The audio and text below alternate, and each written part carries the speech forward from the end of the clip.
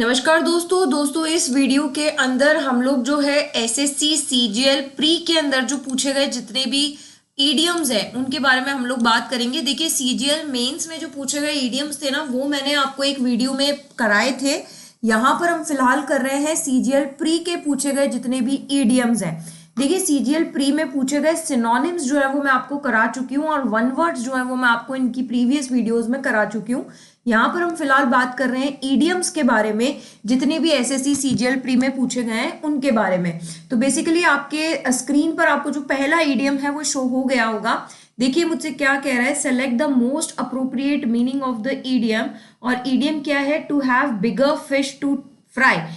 इस ईडियम को आप लोग कैसे याद रखेंगे कि देखिए है ना, मैं ना फिश फ्राई कर रही थी और आप मेरे पास आए और आपने मुझे कहा कि यार है ना मेरा ये काम कर दो। तो मैंने आपसे कहा नहीं नहीं मेरे पास और भी काम है, मेरे पास और भी बड़ी बड़ी मछलियां हैं फ्राई करने के लिए, यानी मेरे पास और भी बड़े बड़े टास्क हैं करने के लिए ना, ये छोटा सा टास्क नहीं है, मेरे पास बहुत बड़े बड़े टास्क हैं। तो आप कैसे याद करेंगे कि मेरे पास बड़ी बड़ी मछलियां भी हैं क्या करने के लिए, फ्राई करने के लिए। तो उसका राइट आंसर क्या होगा, to have interest in cooking नहीं होगा, to know different kinds of fishes technique ये भी नहीं होगा, टू टेक कैलकुलेटेड रिस्क ये भी नहीं होगा। क्या बोलेंगे आप, to have bigger things to take care of than the menial task at hand. यानी अभी तो मैं छोटी छोटी मछलियां कर रही हूँ फ्राई, लेकिन इसके बाद मेरे पास बिगर थिंग्स है, बिगर थिंग्स यानी बड़ी बड़ी मछलियां हैं। इस तरीके से आप इस ईडियम को याद करेंगे, ठीक है। तो to have bigger fish to fry का क्या मतलब होगा कि मेरे पास बहुत बड़े बड़े टास्क हैं करने के लिए, छोटे छोटे टास्क ही नहीं है। चलिए आगे बढ़ते हैं। नेक्स्ट ईडियम क्या है, break a leg. No break a leg आप कैसे याद रखेंगे कि किसी व्यक्ति का या किसी स्टूडेंट का है ना लेग जो है वो क्या हो गया, ब्रेक हो गया। अब उसने अपने पैर तो तुड़वा लिए हैं, अब भाई उसका एग्जाम है, ठीक है। अब उसको एग्जाम में क्या करके आना है, परफॉर्मेंस दे के आनी है, लेकिन उसका पैर तो टूटा हुआ है ना। तो आप उसे क्या विश कर रहे हैं, आप उसे गुड लक विश कर रहे हैं। आप उसे कह रहे हैं कि यार गुड, तेरे को गुड लक है, तू अच्छे से दे के आ पेपर, कोई दिक्कत नहीं है, दर्द हो तो थोड़ा सा सहन कर लेना, राइट। तो wish someone good luck before a performance, यानी कि किसी को परफॉर्मेंस से पहले क्या विश करना, गुड लक विश करना, वो क्या कहलाता है, ब्रेक अ लेग। तो आप कैसे याद रखेंगे, किसी का लेग टूट गया है तो आप उसे परफॉर्मेंस से पहले क्या विश कर रहे हैं, गुड लक विश कर रहे हैं। चलिए आगे बढ़ते हैं। नेक्स्ट क्या है, एट हर विट्स।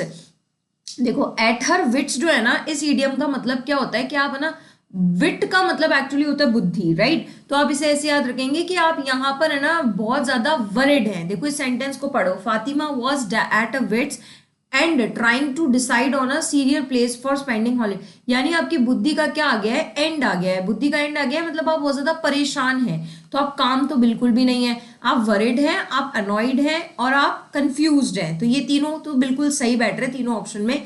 और आप ये क्यों है कि आपको ये समझ नहीं आ रहा कि अब मैं आगे क्या करूं। तो आप आगे अनकॉन्शियस तो बिल्कुल नहीं हुए, बेहोश नहीं हुए, और आपने इंसल्ट भी नहीं की है किसी रीजन से। आपको ये समझ नहीं आ रहा कि अब मैं अगला क्या करूं। कहते हैं ना जब आप बहुत ज्यादा एग्जॉस्टेड हो जाते हो, परेशान हो जाते हो, तो आपको लगता है यार अब मेरे से आगे कुछ नहीं होगा, मैं आगे क्या करूं, मुझे समझ नहीं आ रहा। तो यहाँ पर एट ऑफ विट्स एंड यानी आपकी बुद्धि का क्या आ गया है, एंड आ गया है, यानी आपकी बुद्धि सोच ही नहीं पा रही है आगे कुछ करने के बारे में। तो you are so worried, confuse और annoyed that you don't know what to do next. तो यहाँ राइट आंसर क्या होगा, ऑप्शन नंबर 1। आगे बढ़ते हैं। नेक्स्ट क्या बोल रहा है, इस ईडियम का मतलब ये आपसे पूछ रहा है to steal from a shop. Now इस ईडियम को आप कैसे याद रखेंगे, तो पहले तो मैं आपको इन चारों ईडियम के मतलब बताऊं। देखो गोल्डन अपॉर्चुनिटी का मतलब आप जानते हैं, सुनहरा अवसर आपको मिला है, एक अच्छा चांस आपको मिला है। तो a good chance is known as what, golden opportunity. Next idiom ये बोल रहा है ग्रीन थम। नाउ अगर है ना आप इसे ऐसे याद रखेंगे, आपके थंब पर क्या कलर लग गया है, ग्रीन कलर। अब आपके थंब पे ग्रीन कलर क्यों लगा है, क्योंकि आपको है ना प्लांट्स यानी कि पेड़ पौधों पे काम करने का बहुत शौक है। तो आप पेड़ पौधों से काम करके आए थे, इसलिए आपके हाथों हर हरे हो गए हैं, राइट। तो जो पेड़ पौधों का काम करने के शौकीन होते हैं ना, उनके लिए हम बोलते हैं ग्रीन थम। नेक्स्ट आगे बढ़ते हैं, 5 फिंगर डिस्काउंट, यानी आपकी पांचों उंगलियां क्या है, घी में है, यानी आपकी पांचों उंगलियों पे आपको डिस्काउंट मिला है, यानी आपको कुछ भी देना नहीं पड़ा है। और ब्लैक शीप का मतलब आप जानते हैं, घर का भेदी लंका ढाई, वो क्या कहलाता है, ब्लैक शीप, यानी कि घर का क्या, कुंभकर्ण, सॉरी घर का क्या, विभीषण, जो घर के भेद बाहर जाकर बता दे। तो यहाँ पर to steal from a shop, देखो अब अगर आप शॉप से कुछ स्टील करके लाए हो तो आप वहां के विभीषण तो हो नहीं, आपको कोई सुनहरा अवसर तो मिला नहीं है, और ना आपने प्लांट्स पे काम किया है। इसका मतलब आपकी पांचों उंगलियां क्या है, घी में, डिस्काउंट में, यानी आपको कोई पैसा नहीं देना पड़ा, क्योंकि आप तो चुरा करके लाए हो। तो जब हम कोई चीज चुरा करके लाते हैं तब हमें कोई पैसा नहीं देना पड़ता, तो हमें क्या मिलता है, डिस्काउंट खूब सारा मिलता है। तो to steal from a shop मतलब क्या होता है, यू हैव 5 फिंगर डिस्काउंट। आगे बढ़ते हैं। नेक्स्ट क्या बोल रहा है, on the ball. Now on the ball idiom का क्या मतलब होता है या इसे कैसे याद रखेंगे? देखो क्या है कि है ना, आप क्रिकेट खेल रहे हो और आपकी पूरी की पूरी नजर किस पर है? बॉल पर है। ऑन का मतलब ऊपर ही होता है ना, तो आपकी पूरी की पूरी नजर बॉल पर है। अगर आपकी पूरी नजर बॉल पर है तो आप अनअवेयर तो बिल्कुल नहीं हो, आप अवेयर हो। किसके प्रति? चेंजेस के प्रति। आप ये देख रहे हो कि बॉल कहाँ कहाँ जा रही है, कैसे मेरे पास आ रही है, चेंज और डेवलपमेंट के प्रति आप अवेयर हो। लेकिन सबसे बड़ी बात यह है कि अच्छा ये बॉल है, इसको आपको पकड़ना है, कैच करना है, यानी ये बॉल तो बहुत फटाफट आएगी ना आपके पास, तो आपको जो रिएक्शन देनी है वो भी कैसे देनी है? फटाफट देनी है। तो यानी आप चेंजेस और डेवलपमेंट के प्रति इतने अवेयर हो कि आपने क्विकली उस पर क्या किया है? रिएक्ट किया है। तो ये इसका बेसिकली आंसर है कि आप अवेयर हो किसके प्रति? चेंजेस और डेवलपमेंट के प्रति, और आप क्विकली उनके प्रति क्या करते हो? रिएक्ट करते हो। तो कैसे याद रखोगे कि आपकी पूरी नजर बॉल पर थी और बॉल कहाँ आ रही है, कहाँ जा रही है, आपने वो सब कुछ देखा और क्विकली आपने उस बॉल को पकड़ लिया, राइट। और आगे बढ़ते, नेक्स्ट इडियम क्या है? I am dash about whether to accept the job offer और कंटिन्यू फ्रीलैंसिंग। यानी आप अभी भी क्या हो? कंफ्यूज्ड हो कि मैं जॉब को एक्सेप्ट करूं या फिर अभी भी मैं फ्री ही बैठा रहूं, मतलब मैं जॉब को एक्सेप्ट ना करूं। यानी आप दो ऑप्शंस के बीच कंफ्यूज हो ना, जॉब लूं ना लूं, लूं या ना लूं। इसको कहते हैं on the fence. On the fence यानी आप फेंस के ऊपर बैठे हो। फेंस मतलब क्या होता है? फेंस का मतलब मुडेर होता है जो आप घर के आसपास बनवाते हो, राइट। तो यानी आप फेंस पर बैठे हो और आपको समझ में नहीं आ रहा है कि यार है ना, मतलब मैं कहाँ बैठूं, ठीक है, मतलब मैं ये ऑप्शन चुनूं या मैं ये ऑप्शन चुनूं। तो on the fence is my right answer. Now cutting corner का क्या मतलब होता है? इसे आप ऐसे याद रखेंगे कि पैसे बचाने के लिए ना आपने किसी चीज की क्वालिटी से कॉम्प्रोमाइज कर लिया है। कैसे याद रखोगे? कपड़ों की है ना, कपड़ों में कपड़ा बचाने के लिए आपने उसके कॉर्नर कट कर दिए ताकि मेरा कपड़ा बच जाए। इसकी वजह से क्या हुआ? आपकी क्वालिटी जो है वो क्या हो गई? खराब हो गई। तो यानी कि पैसे बचाने के लिए क्वालिटी से कॉम्प्रोमाइज करना। लेफ्ट आउट इन कोल्ड यानी आपको ठंड में बाहर छोड़ दिया। अब आपको ठंड में बाहर छोड़ दिया, क्यों छोड़ दिया? क्योंकि यार ये लोग आपको क्या कर रहे थे? नजरअंदाज। नजरअंदाज मतलब आपको इग्नोर कर रहे थे। तो आपको इतना इग्नोर किया कि इनको ये भी ध्यान नहीं रहा कि इन्होंने आपको बाहर ठंड में छोड़ दिया है। और अप इन आर्म्स का मतलब क्या होता है? To be very angry. अब आप इसे कैसे याद रखोगे कि है ना, उसने गुस्से में है ना मुझे अपने हाथों में उठा लिया नीचे फेंकने के लिए, राइट। तो गुस्से में ऊपर हाथों में उठा लिया क्योंकि वो मुझसे क्या था? गुस्सा था बहुत ज्यादा, ठीक है। तो ऑन द फेंस यानी totally confuse between two options. आगे बढ़ते हैं, नेक्स्ट क्या है? बाइट द बुलेट का क्या मतलब होता है? बाइट का बुलेट का मतलब भाई बुलेट एक तो सामने से आ रही है ना, कोई तो इंसान डर जाएगा, लेकिन आप तो उस बुलेट को खा गए। खा गए मतलब आपने उस डिफिकल्ट सिचुएशन का है ना बहुत ब्रेवरी से यानी बहुत करेजेस से क्या किया है? सामना। तो डिलीशियस मील तो ये बिल्कुल नहीं है, अवॉइड कन्फ्रंटेशन भी नहीं है, give someone a piece of advice भी नहीं है। ये क्या है? To face a difficult situation with courage. Courageously किसी डिफिकल्ट सिचुएशन को फेस करना क्या कहलाता है? Bite the bullet. कैसे याद रखेंगे कि आपने बुलेट को क्या कर लिया है? बाइट ही कर लिया है, बुलेट को बाइट कर लिया, यानी आपने एक डिफिकल्ट सिचुएशन को करेजियसली हैंडल कर लिया। आगे बढ़ते हैं, केयर और हैंग का क्या मतलब है? आपने है ना मेरे प्रति जो केयर है ना वो क्या कर दी? टांग के रख दी। हैंग का मतलब टांग नहीं होता है ना, तो आपने मेरे प्रति केयर, केयर करना तो बहुत दूर की बात है, आपने तो टांग के रख दिए। टांग के रख दिए मतलब अब आप भाई कोई इंटरेस्ट शो नहीं कर रहे हो। केयरिंग टू मच तो है नहीं, पुटिंग एन आउटफुट भी नहीं है, हैंगिंग क्लोथ्स भी नहीं है। आपने अब इंटरेस्ट दिखाना क्या कर दिया है? बंद कर दिया है, क्योंकि सारा इंटरेस्ट आपने ताक में रख दिया है। ताक में रख दिया है मतलब आपने हैंग आउट कर दिया है। तो मेरे प्रति केयर आपने हैंग आउट कर दिए, यानी कि आप कोई इंटरेस्ट आप किसी चीज में नहीं दिखा रहे हो। तो basically care hang means what? Showing no interest. आगे बढ़ते हैं, the doctors tried very hard to save his mother. यानी डॉक्टर ने हर मुमकिन कोशिश की थी क्या करने की? बहुत हार्ड कोशिश की थी उसकी मम्मा को बचाने की।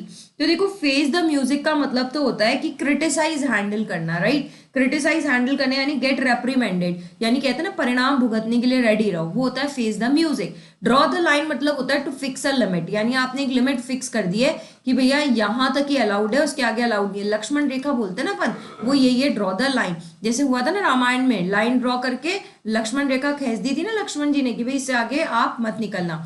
मूव्ड हेवन एंड अर्थ यानी आपने हेवन से लेकर अर्थ तक का पूरा जोर लगा लिया, आसमान से लेकर पाताल तक का पूरा जोर लगा लिया। और यही इसका आंसर है कि जो डॉक्टर है वो मूव्ड हेवन टू अर्थ हो गए हैं उनकी मम्मा को बचाने के लिए। और रैन लाइक क्लॉकवर्क यानी आप घड़ी के हिसाब से काम कर रहे हो, यानी आपका जो काम है ना वो बिल्कुल ऑर्डर में चल रहा है। ऑर्डर में चल रहा है यानी टाइम के हिसाब से चल रहा है, बिल्कुल सुचारू रूप से बिना किसी परेशानी के काम का चलना क्या कहलाता है? रैन लाइक क्लॉकवर्क। कैसे याद रखेंगे? क्लॉक के हिसाब से आपका काम जो है वो चल रहा है। तो ट्राइड वेरी हार्ड का क्या मतलब हो गया? Move heaven and earth. Next आगे बढ़ते हैं, hit the nail on the head, hit the nail on the head मतलब आपने जो कुछ भी बोला है ना वो मेरे सर में बिल्कुल नेल की तरह हिट हो गया, यानी मुझे सब कुछ समझ में आ गया है, जो कुछ भी आपने कहा बहुत अच्छे से एक्सप्लेन किया, एक्यूरेटली एक्सप्लेन किया और मेरे भेजे में घुस गया है। तो दे हैव एक्यूरेटली आइडेंटिफाइड और एक्सप्लेन समथिंग, यानी ऐसा कुछ एक्सप्लेनेशन देना जो सीधा मेरे सर में क्या कर जाए, हिट कर जाए। एक तो वो होता है कि है ना भाई कोई कुछ समझा रहा है, सर के ऊपर से जा रहा है, कुछ भी समझ नहीं आ रहा, और यहाँ पर ये जो है नेल मेरे बिल्कुल सिर पे ही हिट हुई है, यानी मुझे सब कुछ समझ में आ गया है। तो basically hit the nail on the head का क्या मतलब होता है, किसी चीज को एक्यूरेटली एक्सप्लेन करना या एक्यूरेटली आइडेंटिफाई करना कि सामने वाले को समझ में आ जाए। नेक्स्ट क्या है, to read between the lines. देखो क्या होता है कि जब कोई पढ़ा रहा होता है ना तो जो कुछ लिखा होता है ना वो सब पढ़ देता है, लेकिन इन लाइंस के बीच में भी कुछ ऐसा मीनिंग होता है छुपा हुआ जो यहाँ लिखा हुआ नहीं है, लेकिन उसे समझना पड़ता है। तो to read between the lines यानी आप लाइंस तो पढ़ ही रहे हो पर उसके बीच का जो सार है ना वो भी आप मुझे एक्सप्लेन कर रहे हो, यानी आप मुझे वो भी एक्सप्लेन कर रहे हो जो लिखा हुआ नहीं है, यानी you are making me understand more than what the word suggest, यानी जो वर्ड्स यहाँ लिखे हुए हैं उससे भी ज्यादा आप मुझे समझाने की क्या कर रहे हो, कोशिश कर रहे हो। वो क्या कहलाता है, to read between the lines means what, to understand more than what the words suggest. आगे बढ़ते हैं, नेक्स्ट क्या है, जंप द गन।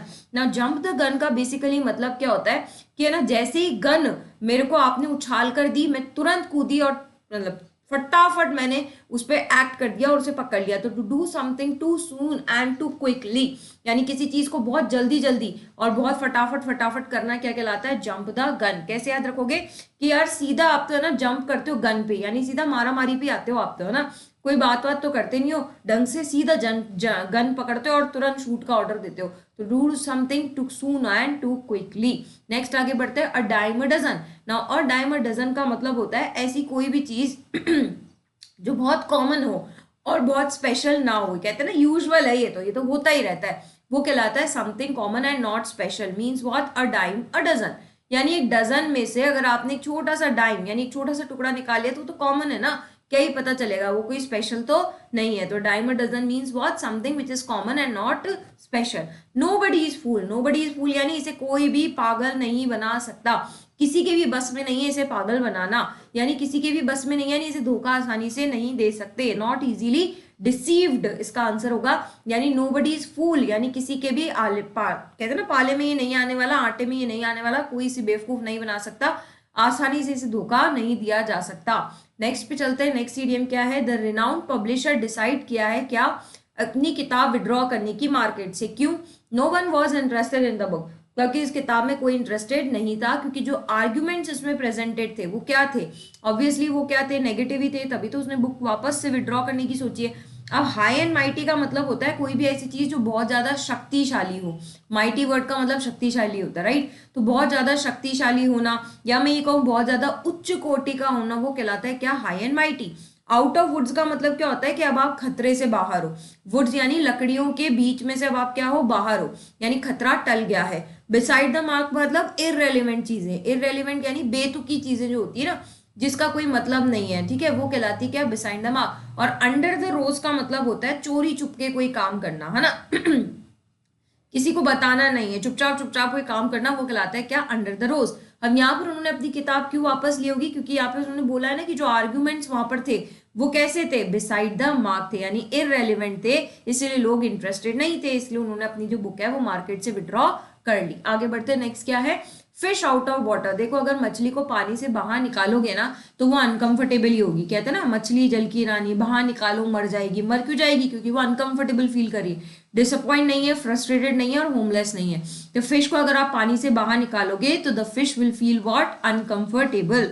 नेक्स्ट आगे बढ़ते हैं, when life give you lemon make lemonade, यानी जब आपको लाइफ क्या दे रही हो, नींबू दे रही हो, तो नींबू पानी बना लेना चाहिए और उसे पी लेना चाहिए, यानी कि हर डिफिकल्ट सिचुएशन में जितना बेस्ट आप उसमें से निकाल सको वो निकाल लेना चाहिए। ऐसे नहीं डिफिकल्ट सिचुएशन है तो रोतुड़े की जैसे रोते रहो, नहीं, उन डिफिकल्ट सिचुएशन में से बेस्ट चीजें निकालो और अपनी लाइफ आसान बनाओ। तो यही कह रहा है कि जब लाइफ आपको नींबू दे तो यूं नहीं आप उन नींबुओं पे बैठ के रो, नहीं, नींबू निचोड़ो, लेमनेड बनाओ, पियो और मस्त रहो। तो डिफिकल्ट सिचुएशन में भी बेस्ट निकालो और मस्त रहो, खुश रहना चाहिए कुल मिलाकर, राइट। नेक्स्ट आगे बढ़ते हैं, turn a deaf ear to, मतलब मैं आपको कुछ बोले जा रही हूँ और आपने अपनी ईयर कैसे कैसे कर लिए, डेफ कर लिए।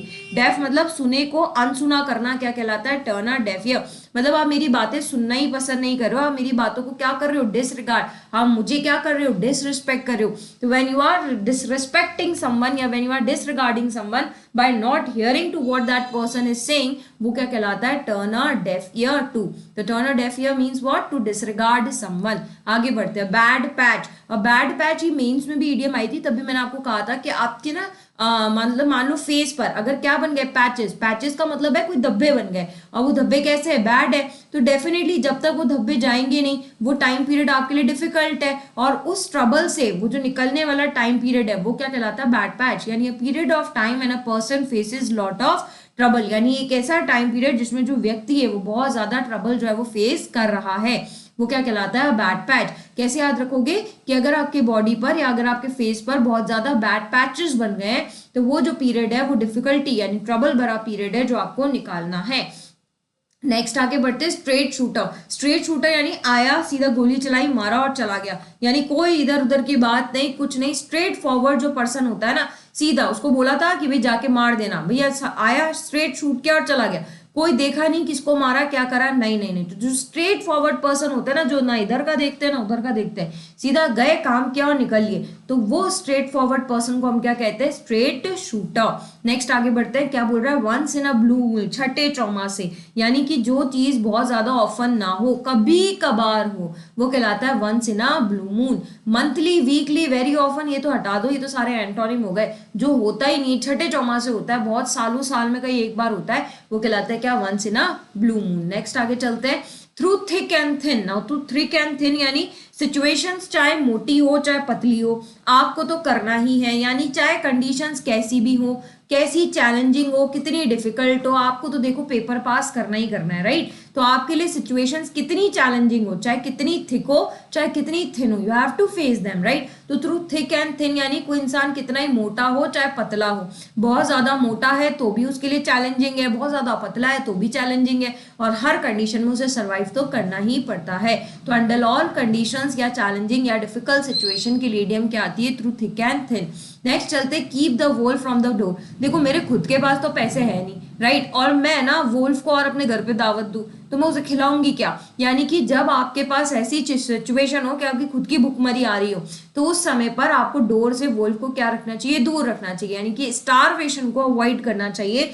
यानी कि आप अपना किसी ना किसी तरीके से गुजारा कर लेना चाहिए, आप किसी ना किसी तरीके से गुजारा कर रहे हो, वो क्या कहलाता है, keep the wolf from the door. Next, to bring to light. देखो कोई चीज अंधेरे में थी तो छुपी हुई थी, अब आप उसे लाइट में ले आए हो तो रिवील हो गई ना, डिस्क्लोज हो गई। तो टू रिवील समथिंग यानी कि छुपी हुई चीज को उजागर कर देना, या टू डिस्क्लोज समथिंग क्या कहलाता है, टू ब्रिंग टू लाइट। कैसे याद रखेंगे, अंधेरे में थी, छुपी हुई थी, लाइट में आती वो क्या हो गई, रिवील हो गई, यानी कि डिस्क्लोज हो गई, राइट। तो टू ब्रिंग टू लाइट का मतलब क्या होता है, टू डिस्क्लोज समथिंग, छुपी हुई चीज को उजागर कर देना।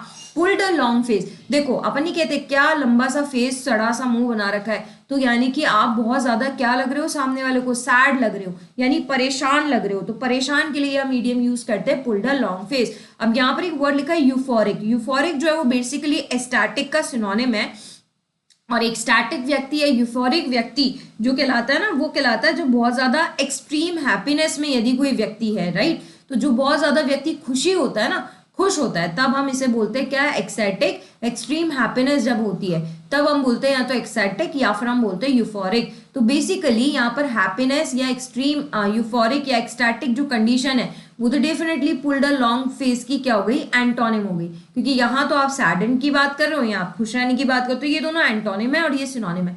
तो पुल्ड अ लॉन्ग फेस को कैसे याद रखेंगे, फेस अगर आपका लॉन्ग लॉन्ग हो रखा है यानी खिंचा खिंचा हो रखा है, इसका मतलब आप बहुत ज्यादा क्या है, सैड है। नेक्स्ट चलते इजी डजेस। इजी डजेस का मतलब है यार आसानी से, आराम आराम से करो, कोई दिक्कत नहीं है। यानी आप किसी को ये कह रहे हो कि भैया चीजों को क्या करो, स्लोली स्लोली करो और केयरफुली करो, जल्दबाजी ना करो। देखो आज ही हमने टू क्विकली के लिए भी इडियम याद की है और स्लोली एंड केयरफुली के लिए भी याद की है। यानी आप सामने वाले को क्या कह रहे हो, easy does it, easy easy करो इस काम को, राइट। तो इजी इजी आप इस काम को करो यानी स्लोली और केयरफुली करो। तो इजी डज इट का क्या मतलब हो गया, use to tell someone to do something slowly and carefully. तो बेसिकली आज की जो क्लास थी उसमें मैंने आपको प्री यानी कि सीजीएल प्री 2024 में जो ईडियम्स हैं वो कराए हैं। अभी इसके ईडियम्स और भी बाकी है, तो एक वीडियो और आना बाकी है जिसके अंदर जो बाकी के रिमेनिंग ईडियम्स हैं वो मैं आपको करा दूंगी। तो बेसिकली 2 वीडियोस लगेंगी इसके अंदर। तो आज मैंने आपको आधे करा दिए हैं, आधे जो है वो हम नेक्स्ट क्लास में करेंगे। ये CGL 2024 प्री के जो हैं वो इडियम्स थे। चलिए नेक्स्ट क्लास में आपसे फिर मुलाकात करते हैं। एंड स्टूडेंट्स, आप लोग ये जो वीडियोस हैं इनको जरूर से डेफिनेटली सुनते रहें, ताकि वोकैबुलरी सेक्शन में आपको कहीं कोई दिक्कत नहीं आने वाली, एक भी क्वेश्चन यहाँ से बाहर नहीं जाने वाला है। तो आप बने रहिएगा इन वीडियोस से, आपके सजेशंस मेरे लिए मोस्ट वेलकम है। I will be waiting for your comments. Thank you and जय हिंद एंड जय भारत। राधे राधे।